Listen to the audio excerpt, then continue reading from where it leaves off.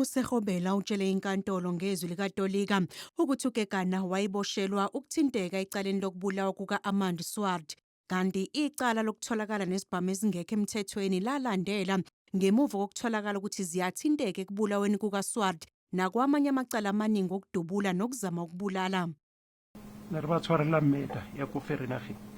were arresting them for the murder that transpired in Vereeniging.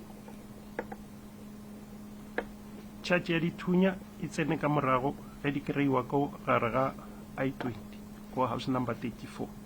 The firearm charge then came out later when the firearms Ga di kreega ko ntlong.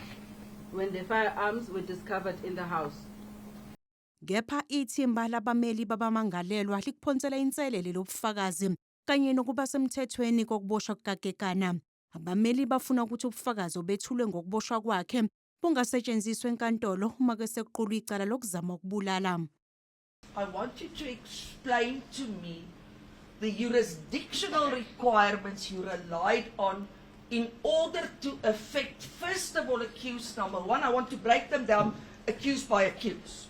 The I-20 that was parked at number 34 is the one that was used. Is it? Ko Vereeniging. The one that was used in Vereeniging.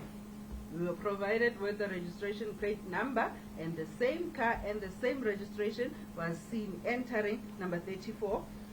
uGegana usolwa ngokuba inkabi, uMahlala nabanye abathathu abasolwa nabo bayawaphika wonke amacala angama-25 okuzama ukubulala, ukucija itulo lokubulala, ukushushumbisa ngemali kanye nokukhwabanisa.